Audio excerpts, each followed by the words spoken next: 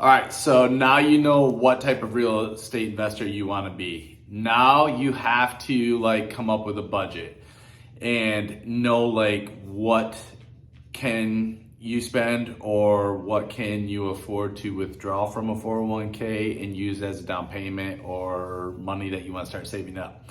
Chances are, if you want to become a real estate investor, you're not living your best life right now. You are looking for options to increase your financial freedom. And don't get me wrong, I don't think your bank account judges your success. It's different for everybody. And you might just do one or two flips and honestly maybe make $30,000 or $40,000 and be ecstatic about that. Other people like myself doing it for a living, supplemental income. Maybe you want to just buy a few rental houses and just have some steady money coming in and be cash positive by $1,000 a month as you're going into retirement. Okay, so now you know what type of investor you are. You've got a little budget together and now it's time to hit the streets, right? Start doing your market analysis. This is going to be key. Next part's coming up. Stay tuned.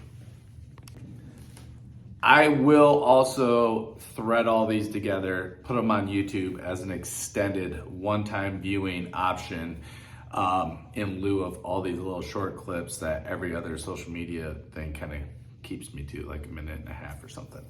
Now you need to go to the bank and get a pre-approval letter so you can start being an effective bidder on properties.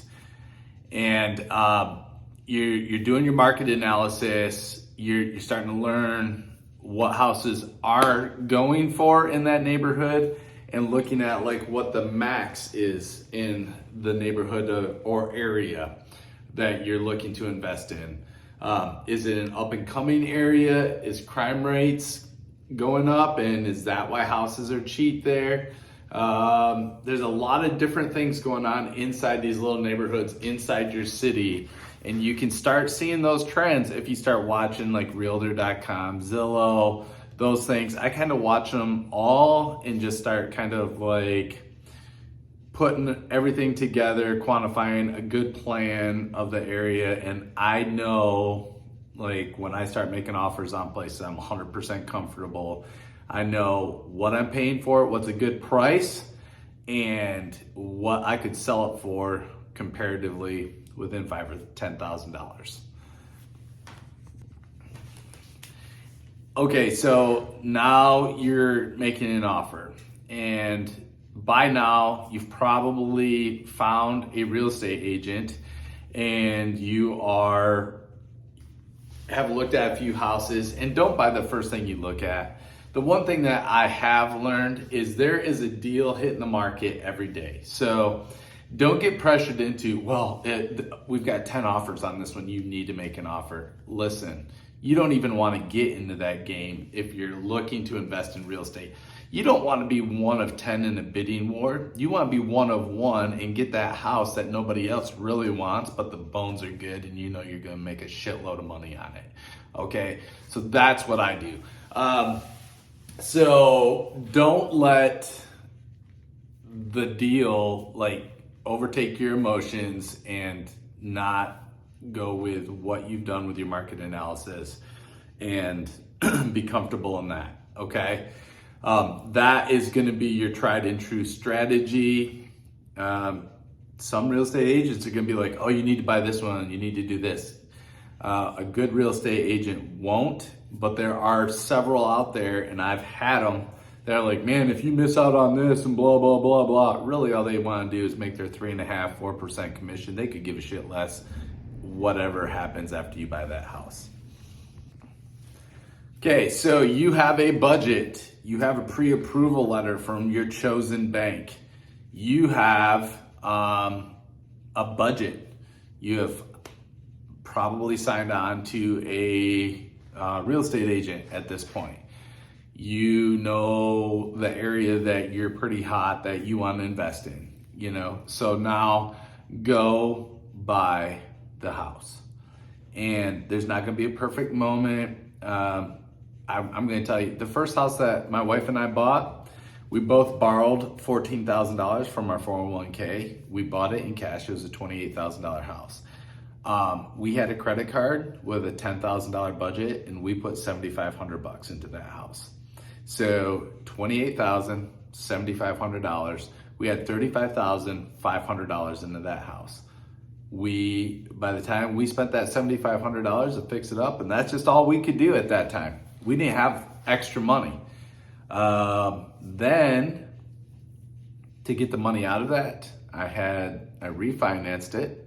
I got my $7,500 back, paid off my credit card, and the house was now worth $79,000, and we were able to loan our down payment for our next flip house out of that. And that's when your snowball starts rolling. All right. So I'll be right back. All right. What are we on? Like part 5 here? Anyway, so those are some things to get you started. And I just want to get you thinking about it. Ask me some freaking questions. People, listen, this thing is not going viral right now. I have like 40 or 50 people following me. I will answer your questions.